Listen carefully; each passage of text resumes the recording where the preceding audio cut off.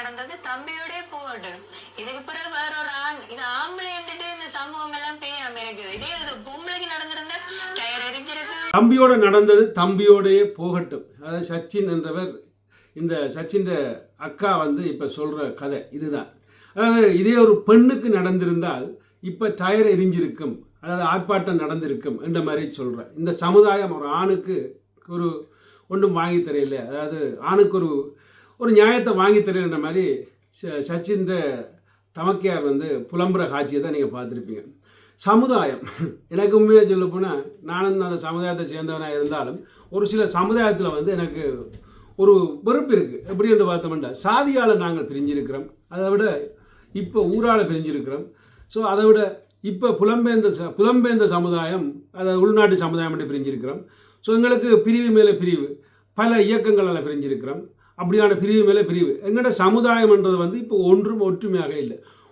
ஒரு விபத்து நடக்கிற இடத்துல அந்த விபத்தை பார்த்து கொண்டு ஒருவன் அடிபட்டு கிடக்கிறான், அவனை கொண்டு போனால் ஹாஸ்பிட்டலுக்கு தூக்கி கொண்டு போய் விட்டால் தப்பும் என்று தெரிஞ்சாலும் அதை கைவிட்டுட்டு போகிற சமுதாயம் தான் எங்கள்ட சமுதாயம். அதெல்லாம் நடந்தேறி கொண்டிருக்குது இப்போ எங்கள்ட சமுதாயத்தில். மன்னிச்சு கொள்ளுங்க, நானும் உங்களோட சமுதாயம் தான், நான் அதை பற்றி கதைக்கிறதுக்கு உரிமை இருக்குது. உடனே மண்ணாங்கட்டியன்னு கிழிச்சதே எழுத வேண்டாம், உருணைக்கவன். ஸோ அப்படி கொஞ்சம் சமுதாயத்துக்கு ஒரு சின்ன கதை ஒன்று சொல்கிறேன்.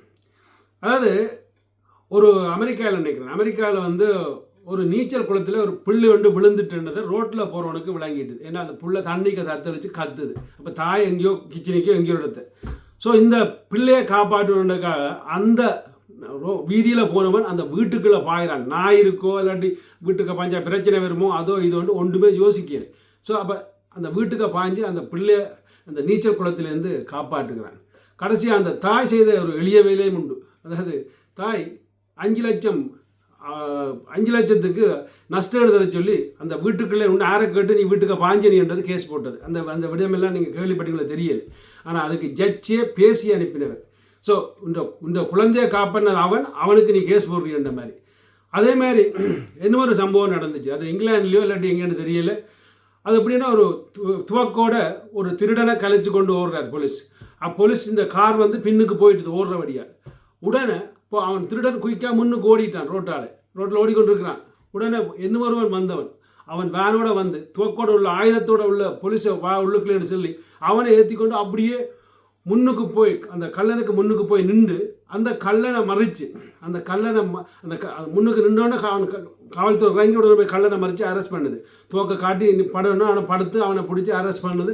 அதுக்கு பிறகு போலீஸ் அந்த டிரைவருக்கு நன்றி சொல்லிட்டு போகுது. அந்த டிரைவர்கிட்ட முகம் இண்டு வரையும் காட்டல. அதுதான்டா சமுதாயம், இதுதான்டா ஊர், இதுதான்டா நாடு, இதுதான்டா மக்கள்.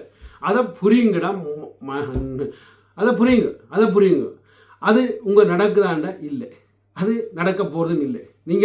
நீங்களாம் சமுதாயத்தில் சேர்ந்து ஆக்கலன்றது இல்லை. கோயிலுக்கு கொண்டு விடுறீங்க, சந்தோஷம். அது அல்லாட்டி செத்த விட்டு கொண்டு விடுறீங்க, சந்தோஷம். கல்யாணத்தை கொண்டு விடுறீங்க, சந்தோஷம். ஆனால் இதுகளுக்கு கொண்டு விடுங்க. உங்களோட ஊரில் களவெடுக்கிறேன்னா கல்லனை பிடிக்கிற பெரிய வேலை இல்லை. ஆனால் நீங்கள் கல்லன்ட்டு பயந்து ஓடப்படுத்துறீங்க.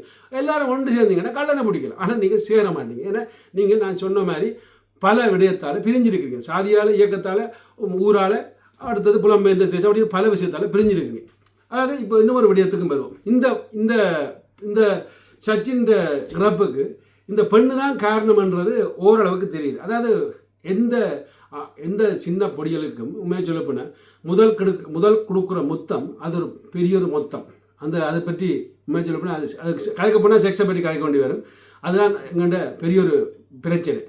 ஆனால் நாங்கள் யாருக்கு கொடுக்குறோம்ன்றதை நாங்களாம் முடியும். உதாரணத்துக்கு சொல்ல போனால் ஒரு சின்ன பொடியன் டீச்சரை லவ் பண்ணுறது தப்பு இல்லை. ஆனால் அது டீச்சருக்கு தெரியணும் அவன் அந்த வயது அவனுக்கு அப்படித்தான். அதுதான் உண்மை.